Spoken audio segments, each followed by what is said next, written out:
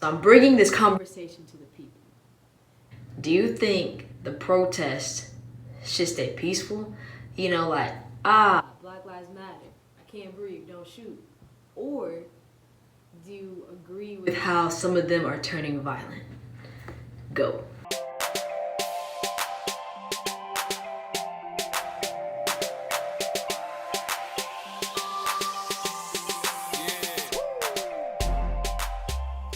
Buzzers or Danians, welcome back to the vlog. My friends, I love you. I missed you guys. I did not forget about you guys. I had a great video that I was going to post last week.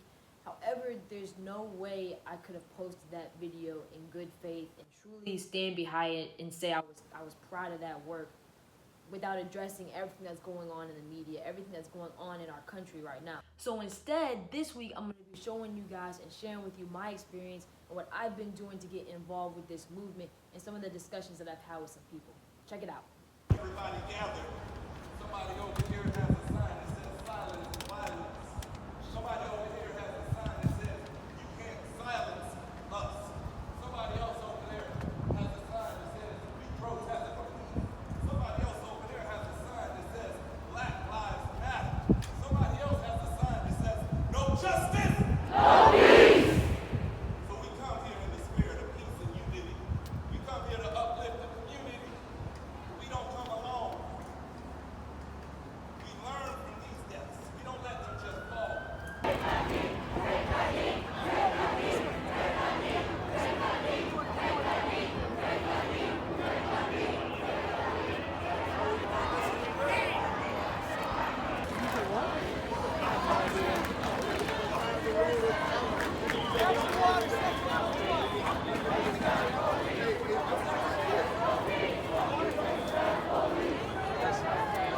Going to that protest was an experience in and of itself, and I am so happy that I went. I was definitely nervous in the beginning, just watching everything that's transpired with the tear gas and the mace and stuff like that. I was nervous, but I was definitely happy that I was there, and I was obviously keeping a vigilant eye on everything that was going on around me. However, like I said, I was really, really happy to go, and it was interesting because I had never been a part of something like that, especially where everyone was banded together for the same cause. People were out there passing waters out, giving Gatorades out, giving gummies out, pretzels out, different snacks. If you needed medical attention, there were tents set up. People were always walking by just checking on you. They didn't know who I was. Say, hey, are you good? You need anything? You're okay? It was interesting because we were all banded together from this pain, from this tragedy, from these tragedies that we've been experiencing. But through it all, it was such an uplifting moment, uplifting experience to be with all those people together for the same cause. So before I went to that protest, I was mainly having conversations with people. And it was really more so debates about how the protests are turning violent or how they're staying peaceful. But at the end of the day, I would always wrap up the conversation with explaining to them it really doesn't matter, because at the end of the day, people are going to protest how they want to protest, whether it's going to be violent or non-violent. And honestly, that's a whole different video I have to talk to you guys about. However, what my statement was always at the end is, what are we going to do as a unit? What are we going to do individually once all this smoke clears? Once there's not going to be protests every single day, throughout the week, throughout the month, what are we going to do? I had to check myself because I was like, well, what the heck am I doing? I was like, I'm telling this to people and I'm explaining it, but I'm not doing anything. I had to just be honest with myself. That's what caused me to get up, do my research, figure out where the protest was and everything like that. Not only so my voice could be heard, not only so that way my sentiments could be felt, but also so that way I could educate myself too and learn about some things that I might not have known. Side note, here's a sign that I had. It's kind of wrinkled, but you get the point. What did I learn at the protest, you might ask? What I got out of it is that I need to get my butt in gear and actually register to vote in Florida. So I'm a registered voter in Tennessee, and if y'all know me, I rep Nashville, Cashville, Tennessee all day. However, this issue is so much bigger than repping where I come from. And everyone knows that Florida's kind of funny when it comes to the election, especially the presidential election.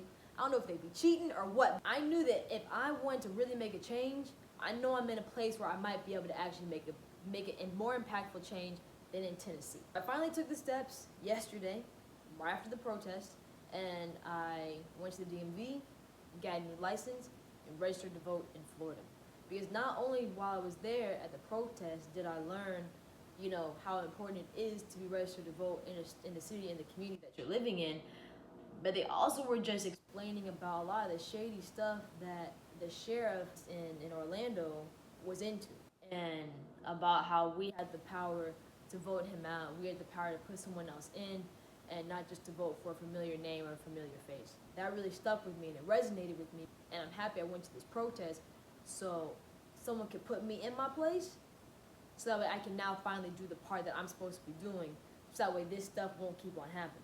So long story short, I'm happy with what I've started personally, but I know it's just a start. I know there's more I need to do, I know there's more I can do. But as of now, I'm happy with where I've started. And I'm gonna put it back on y'all. What are you guys doing? Or what have you done? Or what can you do so that way we don't have to keep protesting the same thing over and over and over again? So that way innocent people can stop dying. Innocent black people can stop dying. What are you doing to better the situation?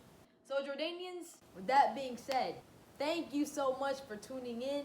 I love you guys with all my heart. As always, per usual, smile at somebody. Give them a compliment. Make their day. Peace out, Jordanians. One day, when the glory comes, it will be ours.